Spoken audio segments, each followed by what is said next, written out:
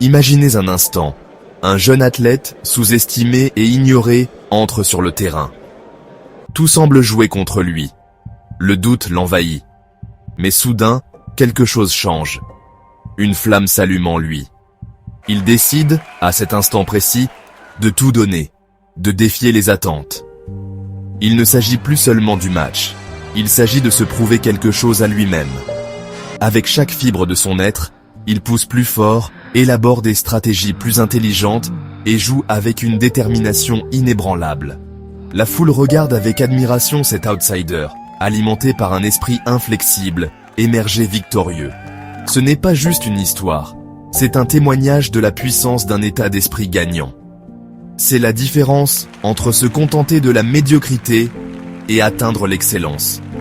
C'est la force motrice qui pousse les individus à surmonter les défis, à défier les limites et à réaliser ce qui semble impossible. Vous vous dites peut-être, c'est bien beau pour les athlètes, mais moi, qu'en est-il ? La vérité, c'est qu'un état d'esprit gagnant n'est pas réservé à une élite. Il est accessible à tous ceux qui sont prêts à le cultiver. Il s'agit d'exploiter le pouvoir de votre esprit pour atteindre vos objectifs, qu'ils soient grands ou petits. Un état d'esprit gagnant ne consiste pas à être meilleur que tout le monde. Il s'agit d'être meilleur que vous ne l'étiez hier.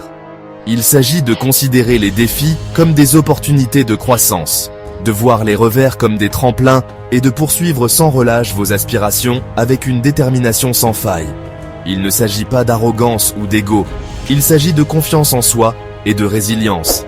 Il s'agit de cultiver une foi inébranlable en vos capacités, même lorsque les choses se corsent. Il s'agit de rebondir après l'adversité, plus fort, plus sage et plus déterminé qu'auparavant. Pensez aux plus grands accomplissements de l'histoire, athlètes, entrepreneurs, artistes, militants. Ce qui les distinguait n'était pas seulement le talent ou la chance, c'était leur croyance indéfectible en leur vision, leur poursuite incessante de l'excellence et leur capacité à transformer les revers en retour en force. Un état d'esprit gagnant repose sur plusieurs piliers clés. Premièrement, il faut cultiver une attitude positive. Cela ne signifie pas ignorer les défis, mais plutôt choisir de se concentrer sur les solutions, les possibilités et les opportunités de croissance. Il s'agit de transformer les pensées négatives en affirmations positives, d'entraîner votre esprit à voir le bon côté des choses, même dans les situations difficiles. Deuxièmement, un état d'esprit gagnant se nourrit de résilience. Les revers sont inévitables sur tout chemin qui vaut la peine d'être parcouru. Il ne s'agit pas d'éviter l'échec, mais d'en tirer des leçons, de s'adapter et de revenir plus fort. La résilience consiste à accepter la lutte, sachant que chaque défi surmonté vous rapproche de vos objectifs. Troisièmement, un état d'esprit gagnant se nourrit d'autodiscipline. Il s'agit d'agir constamment, même lorsque vous n'en avez pas envie, même face aux distractions et aux obstacles. Il s'agit de donner la priorité à vos objectifs et de faire des choix qui correspondent à votre vision. Section 4. Cultivez votre champion intérieur. Développer un état d'esprit gagnant est un processus actif. Cela commence par se fixer des objectifs clairs, précis et réalisables. Que voulez-vous accomplir ?